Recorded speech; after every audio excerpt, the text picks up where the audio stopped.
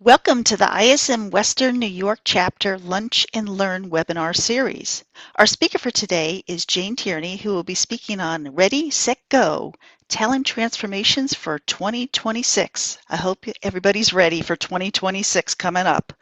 Please be sure to ask Jane any questions using our chat or the Q&A function, and she will get to them as soon as she can.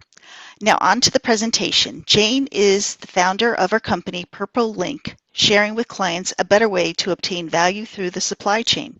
Jane is an engineer with an MBA, Greenbelt, CPSM, and CPSD certifications.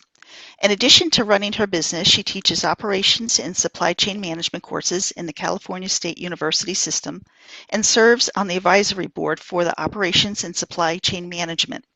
Several years ago, she co-founded the Southern California SCRM Council for local executives focused on supply chain risk management, which hosts an annual supply chain risk symposium. Jane is a speaker, author, and she offers her dynamic dialogue webinars and conducts many workshops on a variety of topics.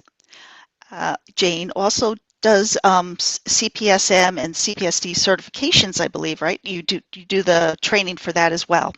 I At this do. time, very good, very good. And if anybody's interested in the her certification programs, just let us know. At this point, I'm going to turn the program over to you, Jane. Thanks so much. And I just was trying to be proactive and put my contact information in, but I misspelled it.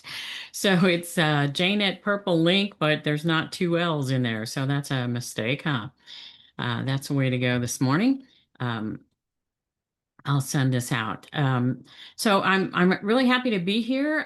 This has been a weird kind of time. Kathy informs me I was here last year at this time, and so it's kind of interesting to be back here with everybody. And I'm talking about a topic that I've been talking about for quite a while.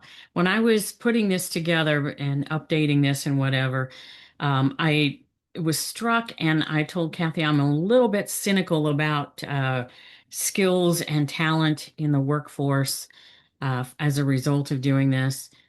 Because it seems like I've been doing the same things over and over, and we're stuck in a do loop. So I know that term dates me, but I did learn some coding in college a lot of years ago, and that do loop thing where we keep doing the same thing over and over.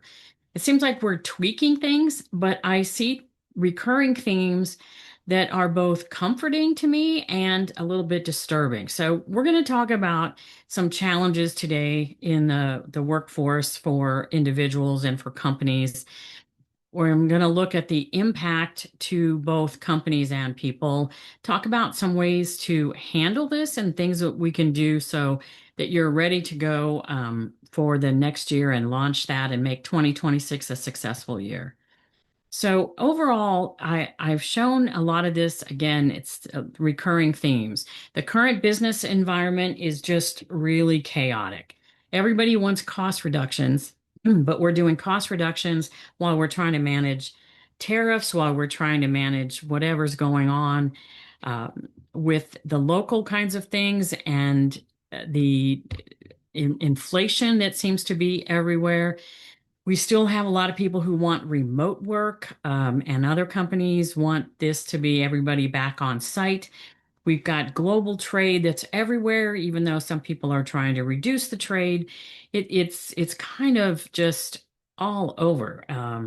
Talent wars, the employment rate is creeping up, but even with a low employment rate, the unemployment rate, excuse me, there's people that I know that have been looking for jobs for months. And I know that companies have been looking for people for months, and they don't seem to be able to make this connection.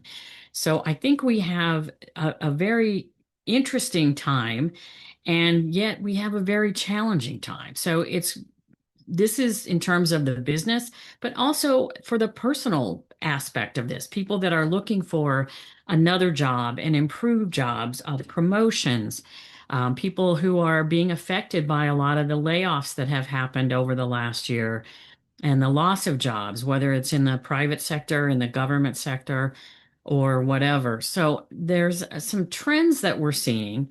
And I found Scope Recruiting, who compiled a list and said these are some of the things that companies are looking for. They're looking for people who can do these kinds of things. So this is kind of a short list, but digital transformation, that's a really nebulous word, right? Digital and transformation. But it's really a lot of analysis and analytics. Companies are looking for people who can automate and handle the automation that they have. I've said before, we have more data today than we've had in the history of the universe, and yet we still can't always seem to make that into transform that into information that really helps us manage ourselves and our businesses and our profession. So companies are looking for professionals who can leverage these kinds of tools, analytics and automation and that. And it's not just AI, it's still a lot about being able to read spreadsheets and create spreadsheets and do the analysis.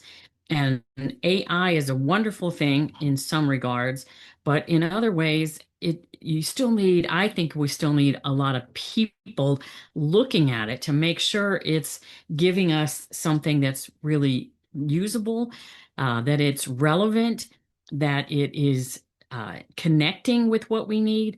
I always say things have to pass the gut check. If you can't make sure that it is right in the context of your business, doesn't matter how powerful AI is, it's not giving you necessarily the right solutions or even pointing you in the right direction. Resilience. So we still talk about post-pandemic, and oh my God, it's been almost 6 years since we started that whole pandemic thing. March of 2020 is when we started, and here we are in December of 2025. So, but there's still a lot of focus on resilience, although companies define that in a myriad of ways, and not every company says the same thing about what our resilience looks like and acts like. So we're looking for professionals who can identify risks, look at contingency plans, build flexible and responsive supply chains.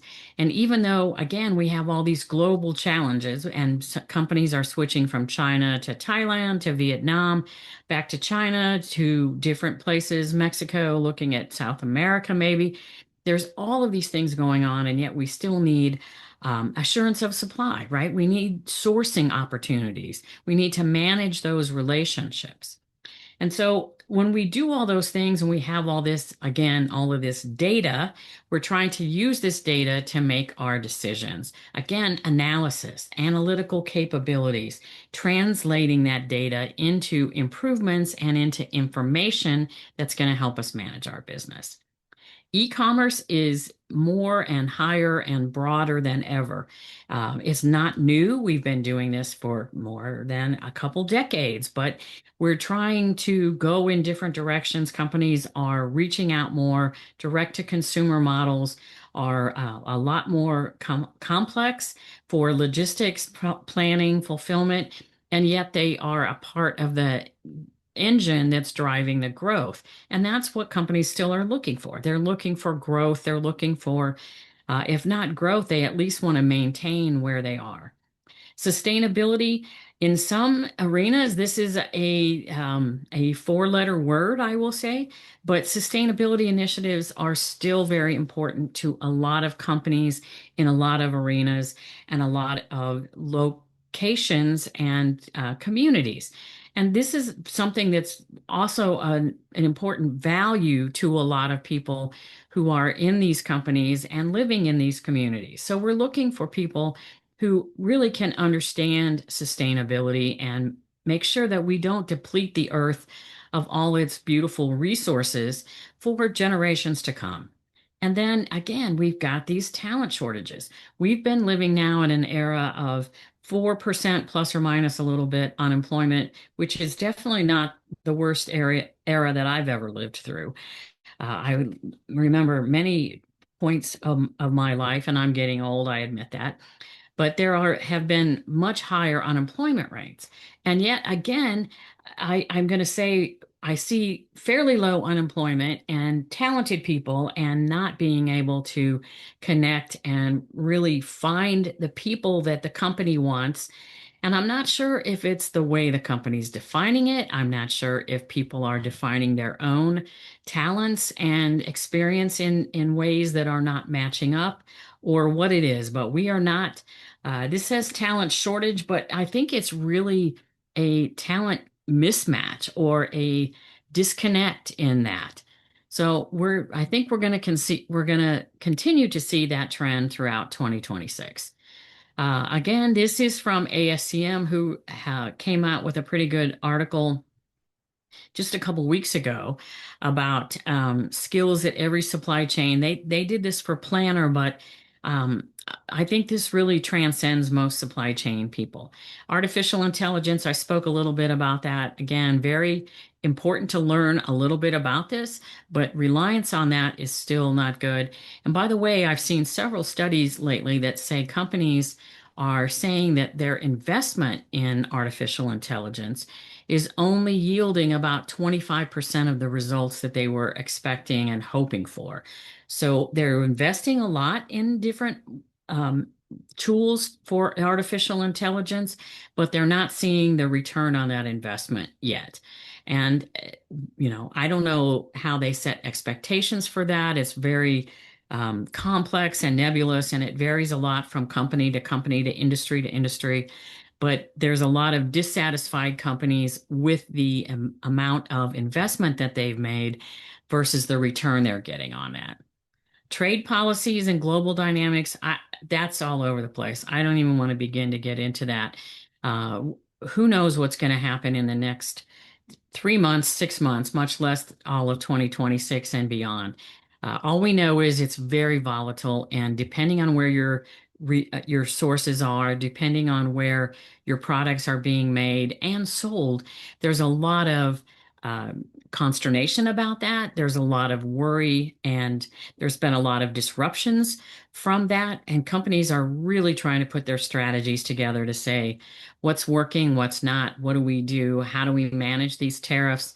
There's negotiating to get tariffs removed, and there's the off and on piece of that. So we want to move when the tariffs are been removed, and then we were waiting on a Supreme Court case to see what that says. So there's a lot of issues around just the tariffs, not to mention all the other trade policies and deals that are being made.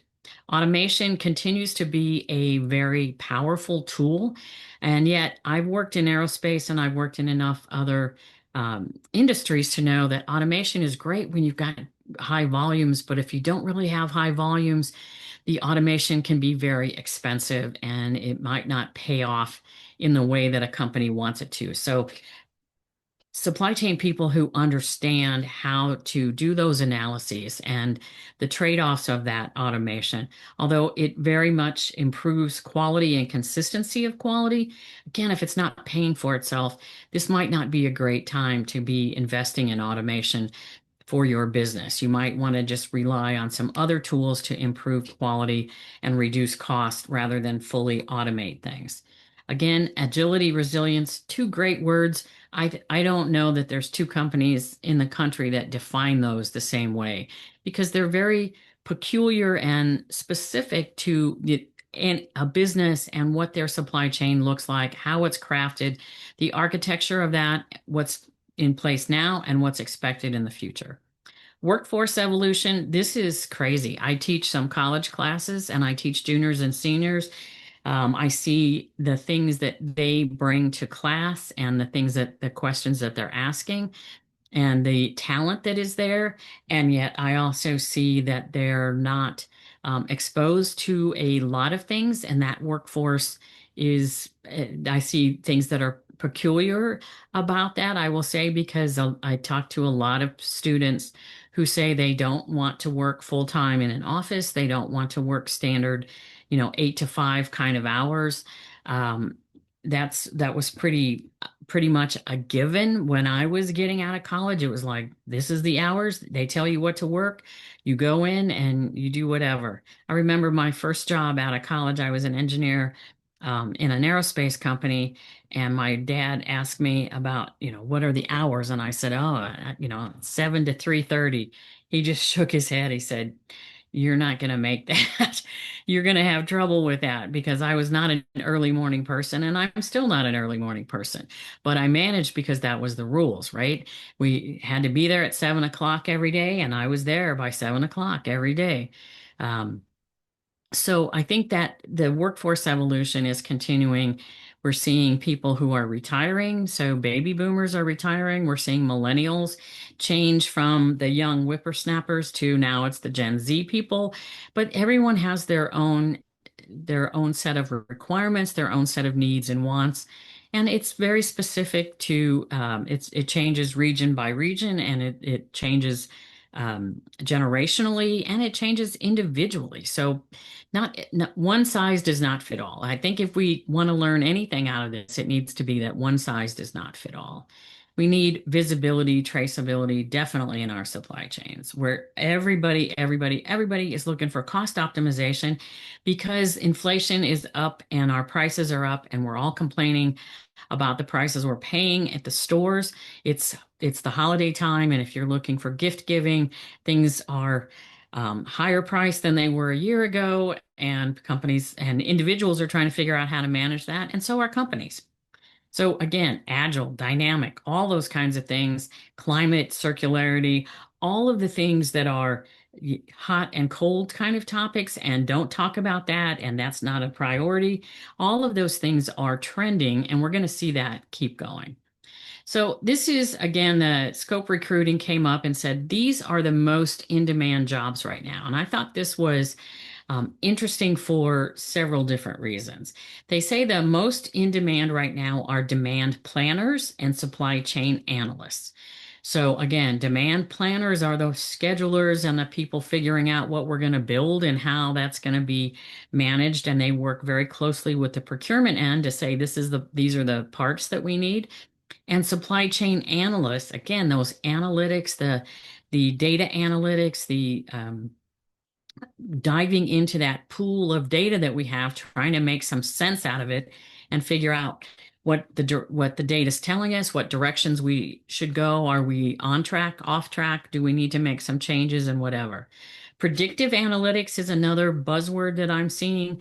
Data-driven decision making, that's a very important thing.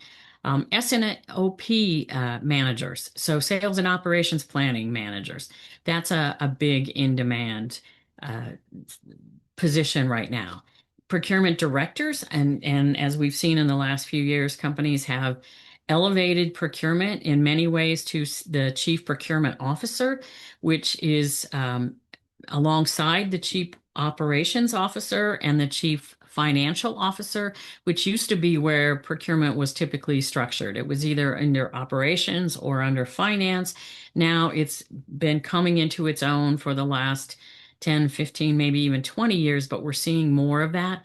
And so we're seeing more procurement directors being hired to try to manage all of these things that are going on. Companies are prioritizing supplier relationship management, which is an important thing, and they're actually hiring positions for that, supplier relationship managers, integrated planning back to the S&OP and the demand planners. So the director jobs are increasing, which I think is an interesting sign that says that they're putting more middle managers in between the higher levels. And I think that's because, again, a lot of companies still have procurement and a lot of the supply chain functions as we know it as practitioners sandwiched either in operations or in finance. And we know that we're part of both. But we get VPs and senior managers that are financial or operational, but they don't know really about all of the supply chain things that we as practitioners know, and all this knowledge that we've acquired over the last umpteen years in our careers, or that we aspire to be able to do to contribute if we're newer to the profession. So there's a lot of roles there that are being created, and companies are looking to fill those. And I know that a lot of people that I know are looking for better jobs or again, people that lost their jobs are looking for other jobs, and in the manager, senior manager, director, and even VP kind of levels. So there are these skills that are shaping the future. This comes from APQC, which is a quality organization, but these are pretty much um, they're like cookie cutter from the last few years. Critical thinking, communication, oral and written. This is still an area where I say we have to do a better job in schools and teach people to write sentences and write slides and do different things. Oral and written communication are so important. And texting and one way things like that are not necessarily communicating because it involves sending and a receiving of a message. Texting is great. Social media is what it is. Now, I'm not a huge fan or a big user, but we have to think about these communication things. Again, demand planning, complex decision making.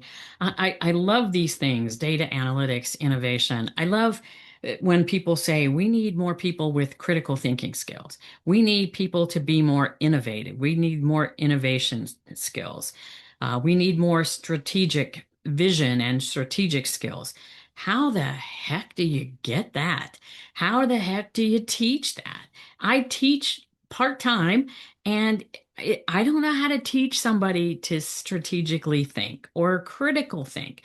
I can give them some examples. I can lead them through some cases and some processes. But to get people to think like that on a regular basis is not an easy thing to teach, to even describe. So it's one thing to say, yeah, you got to get better. Your spelling and grammar are not good. Okay, I know how to fix that. I know how to get your Excel skills elevated, right? Your Excel skills are not where they need to be. If you're going to do data analysis and you're going to be an analytic thinker, you need to have some tools like Excel as a basic and a lot of other um, programs and being able to do that.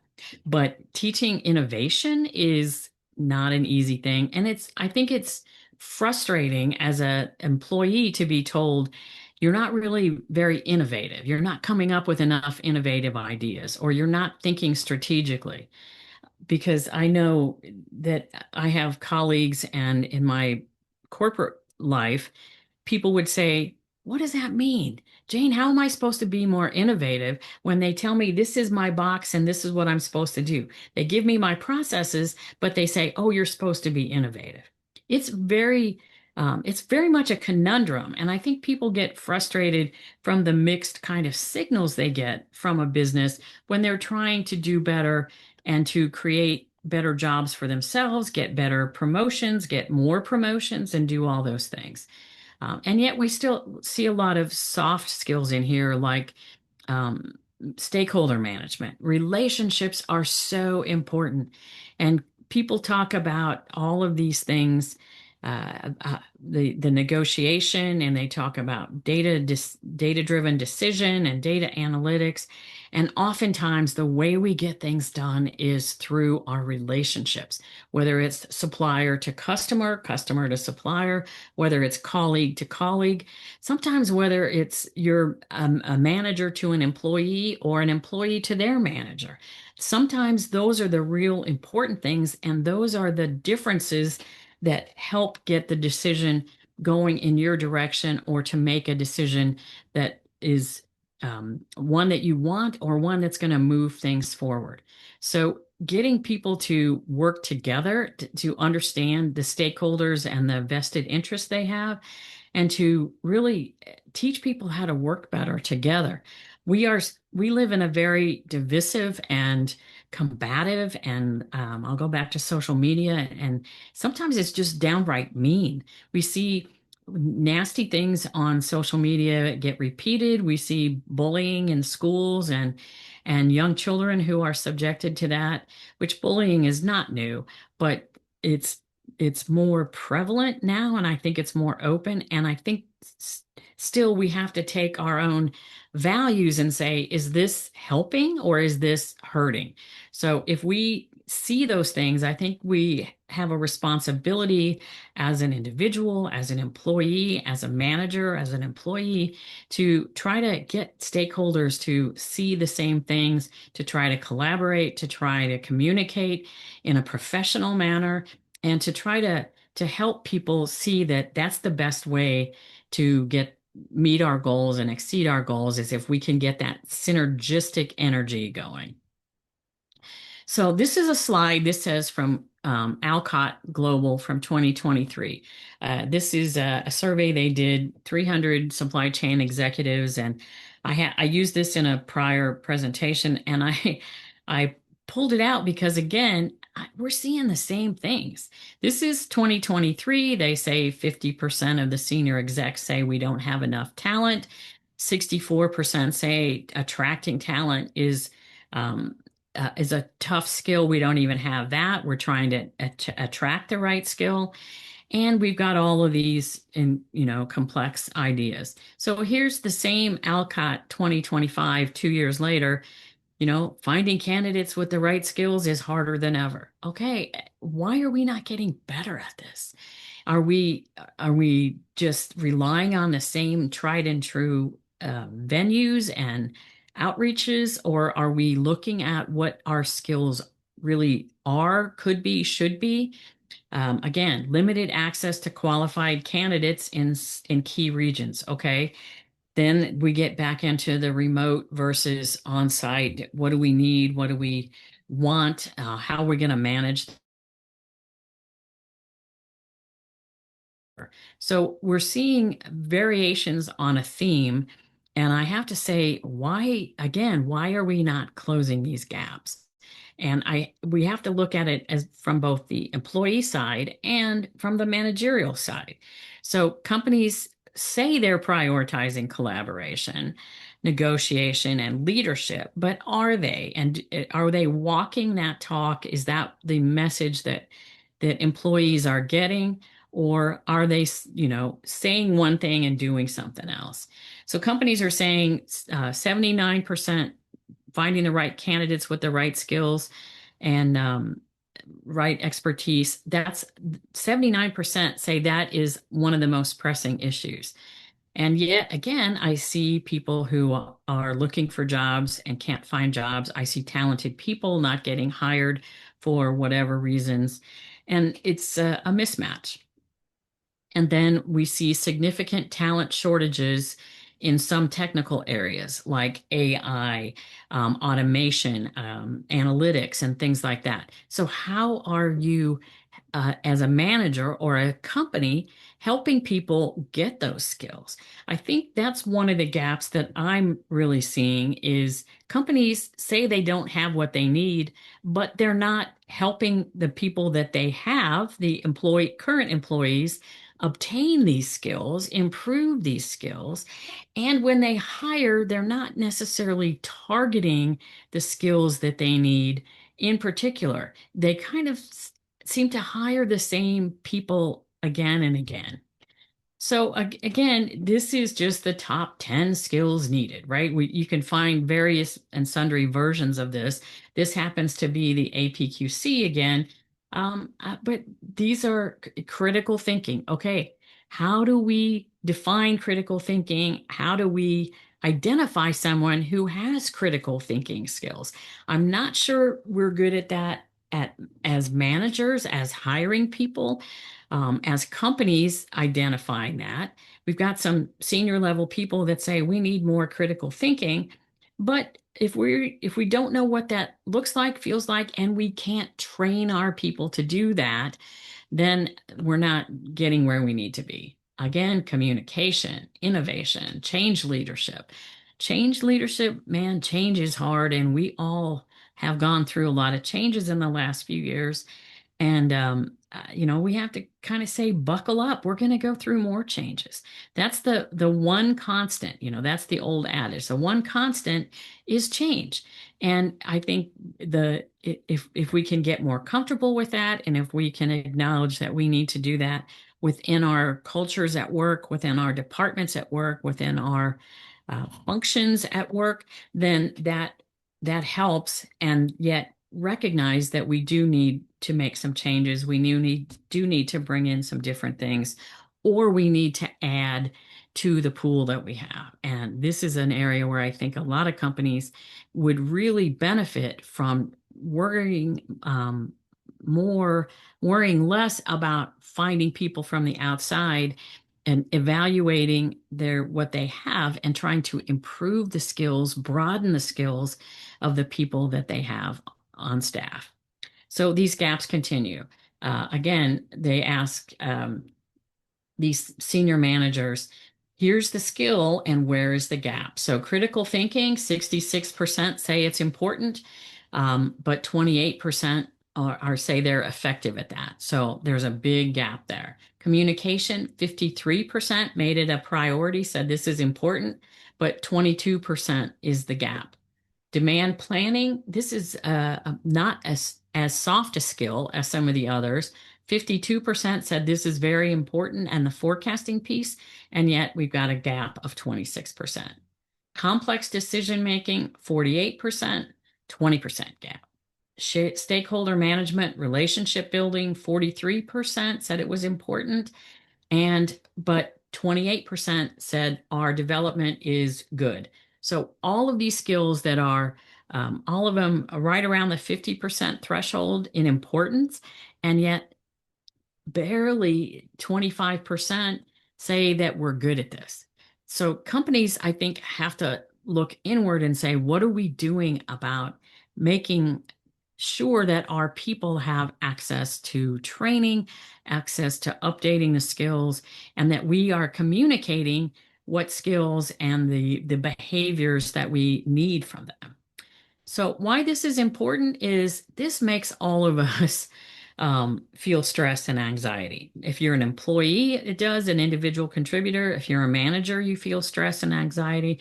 If you're a senior manager, you feel stress and anxiety. If you're a student, you're worried like crazy if there's going to be any jobs when you finally graduate, right?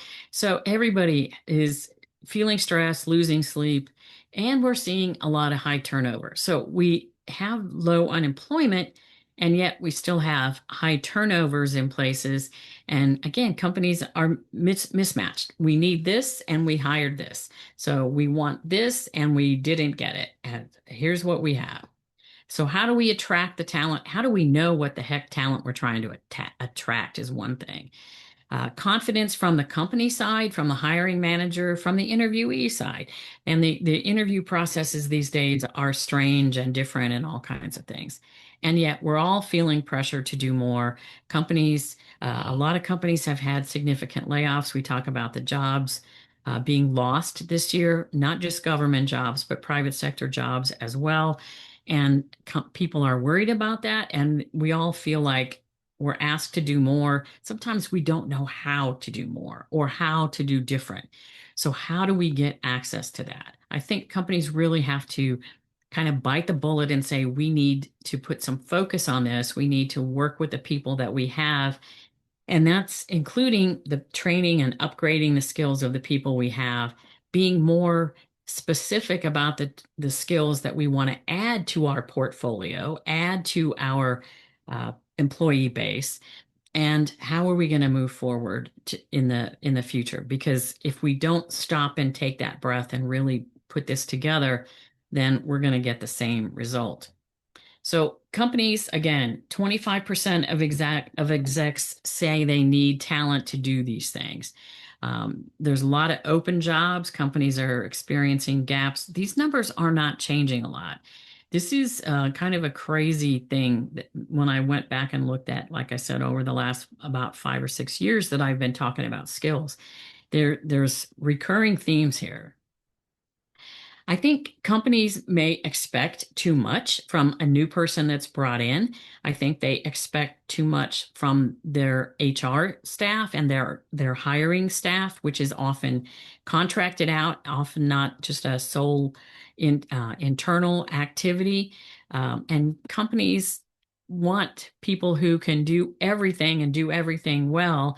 And yet we have a lot of subject matter experts that have specific skills and expertise in a niche in a specific area and not everything. And we get people who do have experience everywhere, and sometimes they're too general and they don't have enough breadth. They have the breadth, but they don't have the depth in the areas that we're trying to improve. And we also are looking at, who has leadership skills, who can teach others, and who can take the reins in an organization, either officially through a managerial title type thing, or people who are just natural leaders that encourage that demonstrate, that walk the talk and do things. So the industry expertise is varied. Corporate social responsibility is one of those things that now is not very much in vogue, but I think that will come back around because I happen to believe that a diverse set of skills is a very good um, foundation for a supply chain organization. If we get everybody who is an inventory specialist, then we're not really getting the logistics, the purchasing, the negotiation, the planning piece of it, all of those things. So I think we need a lot of different skills and backgrounds and the financial backgrounds. So we need technical skills in supply chain. We need financial skills in supply chain. We need, quality, statistical, um, math kind of skills in there. We also need people who are good at negotiating. Not everybody is good at negotiation. We need people who are good at Excel and analytics and thinking in those ways. But if we have everybody like that, then we're missing some nuances, and we're not, maybe sometimes have that analysis paralysis where we keep trying to analyze, but we're not making decisions and not moving forward. And yet we have people who are decision makers and drivers and trying to just make the decision and go. And that's not always the best either. We need people who can assess risks, who can identify that and come up with different ways of mitigating, managing, offsetting. So the pace of adding the systems sometimes is exceeding the pace of adding the talent. So we get people who say, oh, now companies investing in AI, we've got to get AI, we've got to do these things.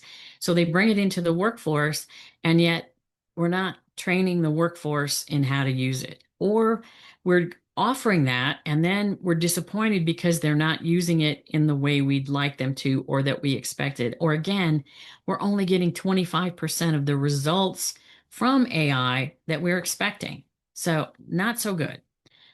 Companies I still see don't have very specific hiring plans and strategies.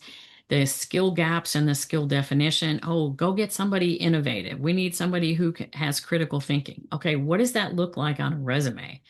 And if you have that, can you put it on your resume? So I think, again, we've got this mismatch. And budgets. Oh my God, oh, we can't do that. We can't hire. We can't do this. We can't do that.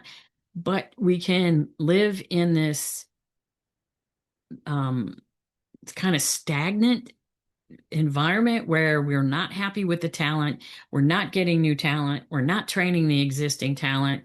And, we're we're not helping our budget, right? So something needs to give, and we need a little more elasticity in our companies. So here's some things to think about. I wish I had some solutions, but here's some of the things. Again, Scope Recruiting said, here's some things to think about when you're looking for a job or when you're crafting a job description. So, one of the things that is very important, and again, this is one of my personal values, is cross-functional experience. I think the more people have seen about procurement, logistics, planning, operations, finance, design engineering, the more experience you have, the more familiarity you have with those different interfacing functions, the better your team is going to work. So go get some people with some cross-functional experience. And if you have that, then you should highlight that on your own resume and your own experience, and make sure people know that that is a good thing, that you have this exposure and familiarity, and you can work in different sandboxes. You can play in different sandboxes within the company. I think that's very important to individuals and to companies. Technical skills are a big deal. And we think technical skills, and this isn't always math. It has a math basis. But, how many of you have used a multiple number of ERP, MRP systems, right? I know I have. I've used SAP, Oracle, I've used Deltek, I've used AS400, I've used some other ones that I don't even remember, and they all kind of do the same thing. So if you are proficient with those systems, if you've used more than one or two of those, that's a important skill because in my experience, if you can master one, you can probably master another. They all have their quirks, they all have their nuances, and you don't pick it up in 2 minutes. But if you understand the basics of the MRPs and ERP systems, you can go from one to another and learn it quickly and be able to implement and be able to continue to analyze, pull that data out in terms of information, ask the right questions of the tools, and be able to do some analysis.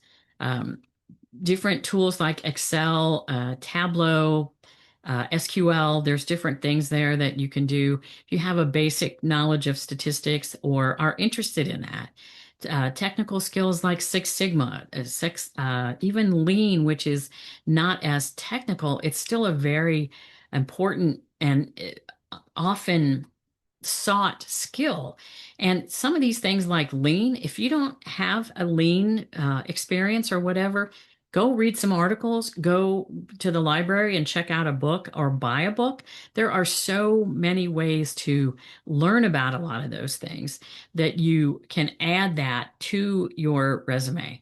I mentor students at different universities, and I had a student a couple semesters ago who she was on spring break and she said, I decided to go get a white belt certificate.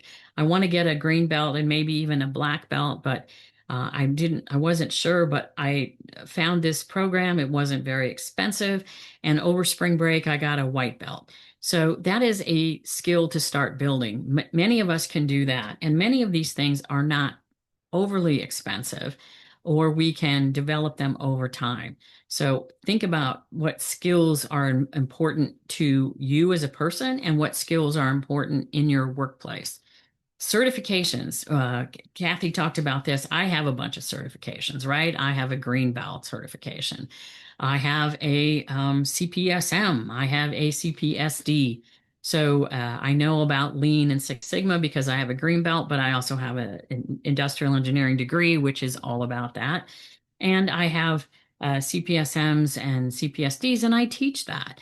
So I've been ask about getting a CPIM because I work with the ASCM organization that has a student organization on one of the campuses that I teach on. And, why don't you do this, Jane? Because I have that, right? So and I know people who have 15 different certifications and try to get more. And there's nothing wrong with that, but the certification, is it relevant? Did you just take a test, or do you understand how to integrate those things into a workplace? And I teach some college classes. I know some students who are good test takers and yet don't really understand the meat of what I'm trying to teach. And I have some that are awful test takers.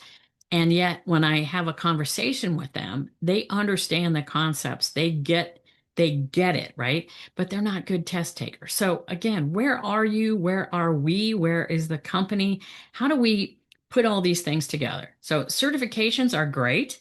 And I'm going to do some CPSM testing or prep tests in the workshop in the spring. So I'm happy to have participants. I'd love to have people who are interested in that reach out to me, get some more information. These are online classes. They're easy to do, but make sure it's relevant to what you're doing. Don't get certifications to get word salad behind your name. Make sure it's something that's relevant and that's important to you.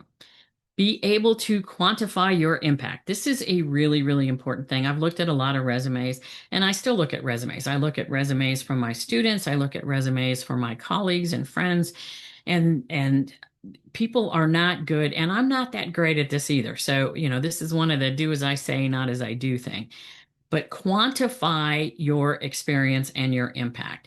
When you say, I managed this, or whatever, look at things like cost saving percentages, inventory turns, things that can be measured, on time delivery numbers, quality numbers, Six Sigma type things, how many suppliers had uh, capability indexes of this, cycle times, lead times, all of those kinds of things. Do you have things in your resume that are measurable and that reflect what your actual accomplishment was, and that was how the company was measuring you?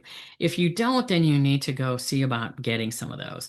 And I'm not saying make that up, because if you get asked about it and you make it up, you're going to be in a world of hurt. But go back and look at cost reductions. I remember talking to one colleague, and they said, we saved money, but our company, we don't have a lot of spend, right? I'm not from a big company. We don't. Their whole spend for the year was $10 million, which is not nothing, but it's not like hundreds of millions of dollars that other colleagues have had in other positions. So if it's not, I saved $300,000. Okay, that's great. Then look at it in terms of percentages of against the spend for that commodity, this total spend for the year, or something that's relevant. You can make it look valuable and important. If it's important enough that you remember, hey, we saved $300,000 on that contract with that supplier. Okay, then why is that memorable? Was it a reduction from 600,000 to $300,000? That's what you saved. So you saved 50%. So put those in terms that are going to be able to be related to the work, and yet also show the significance or the impact that you're capable of. Stay up with industry trends. I get more emails and newsletters and all that kind of stuff, but I make it a point to do that, to look at the letters I get, or the blasts I get from different organizations. ISM has a lot of stuff. They have ISM, they have their monthly report on business. They have a lot of webinars and things like that. They have conferences. And so if you can go to the conference, do those kinds of things, take a webinar here and there. Those of you like me who have certifications, you're always looking for, how do I get another hour, or a continuing education hour, as we say in ISM, which I suppose is probably why some of you are here today, which is fine. That's a great thing. But if you stay up with current trends, then put that into your conversation, put that in to your resume, so that it shows that you are making an active effort to do that. Those of you who've been with ISM a long time, so when they had CPMs, years before I don't have a CPM, but years before I got my credential, my CPSM, CPMs, once you took the test, you were done, and you never had to do anything else. And they said, hey, you did all this process, you got your CPM certificate, which was great, but you didn't do anything else with it, or there's no indication that you did. So I always make sure that I tell people, hey, I have this CPSM. And not only does that mean that I passed these three ugly, onerous tests that were like almost 9 hours of testing. I guess it's 8.5 or something like that of tests. But I have to stay up with this. I have to have 20 hours a year, or 60 hours over 3 years of continuing education to just maintain that certification. And I can be cynical and say, oh, ISM just wants some more money and they want you to do this and renew this certificate and whatever. And, there's part of that that's true.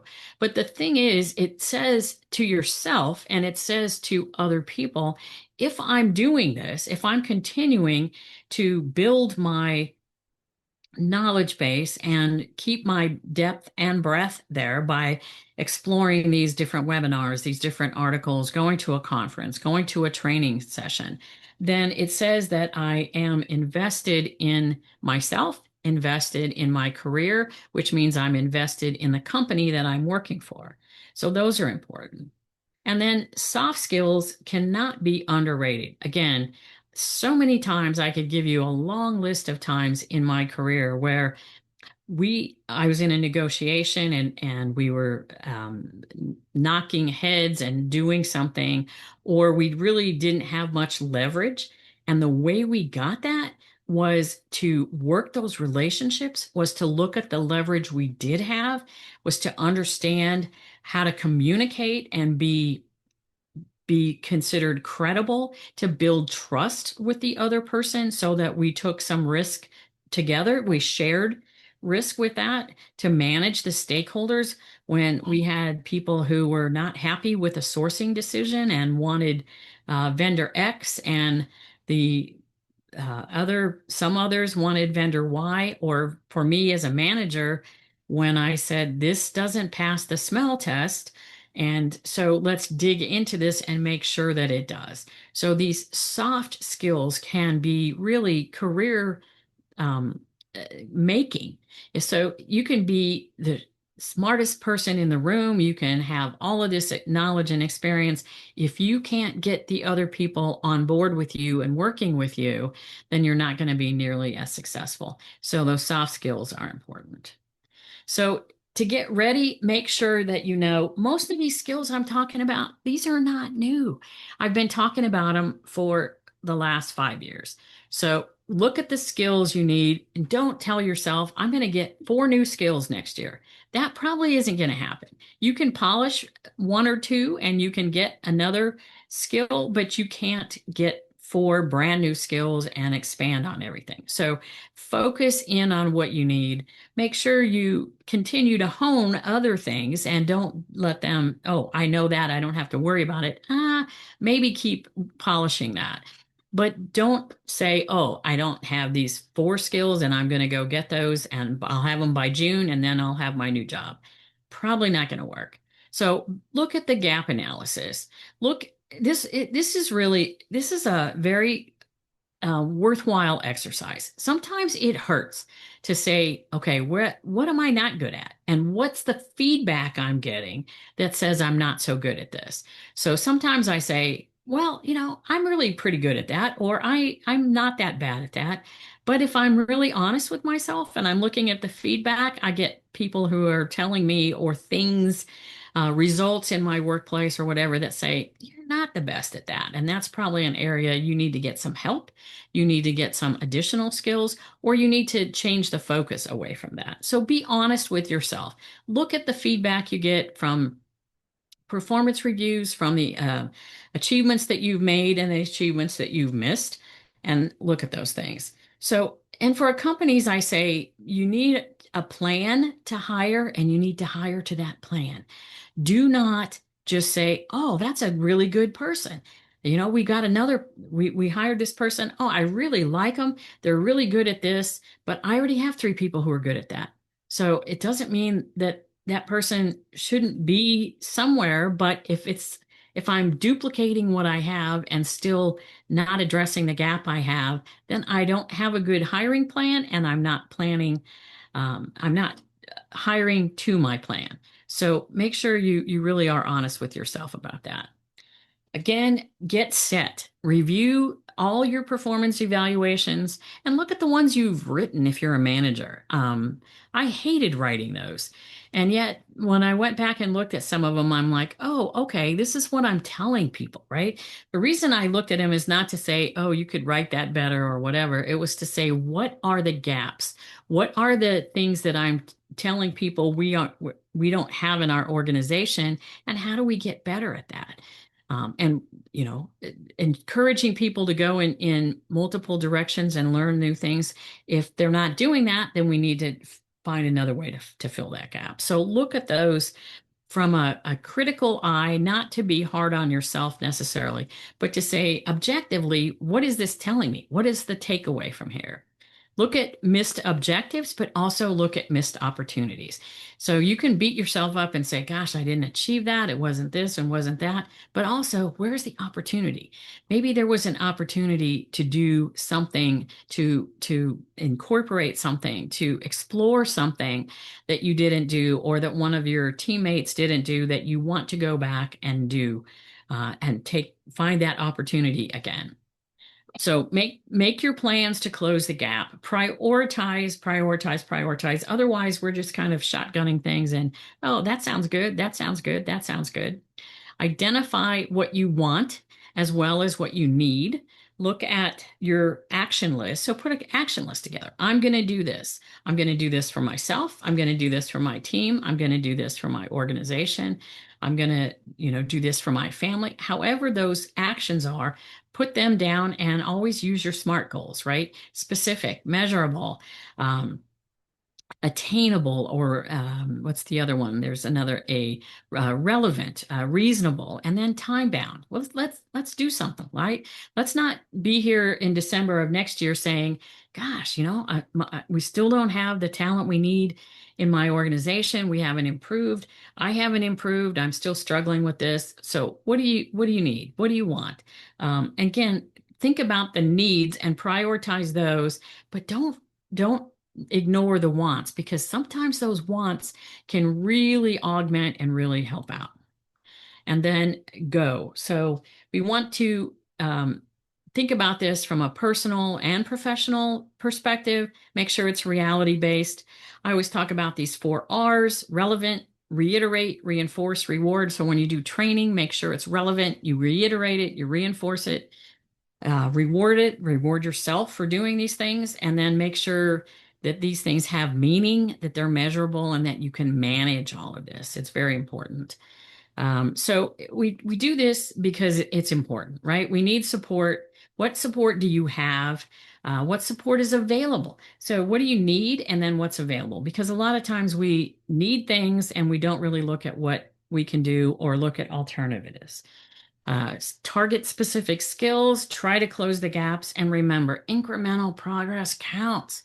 So if you want to work with me, I'm going to not reinvent, I'm going to reignite my webinars, and I'm starting a podcast next year and whatever. If you want to talk to me more about any of this, you can do at this call with Jane, set up a one-on-one conversation with me. And if you want to send me your contact information, I'll put you on my mailing list, and I can send you all of the events. Like I said, I'm going to do a CPM training after the first of the year. I do some other things and whatever. And then lastly, this is one of my favorite things, because I'm really passionate about skill building in myself and in my teams and in my organizations. And I always like this: what happens if we invest in developing these people and they leave us? And the counter to that is, what happens if we don't invest in them and they stay? So don't be in that position a year from now. So that's all I have. I'll take questions and whatever. I know we're right up against the 10 o'clock deadline. No questions in the chat, but just a lot of thank yous for you as well. But thanks, Jane, for bringing this insightful program to us, and hopefully our attendees found much value and a lot of information, definitely in each of the slides. Thank you so much, Jane.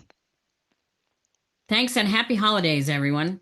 Okay, thank you, everybody. We'll get this recording posted later today. And thank you for joining us. And our next program will be on January 20th, and that'll be with Kelly Barner. But thank you, and everybody have a great rest of the week. Thank you.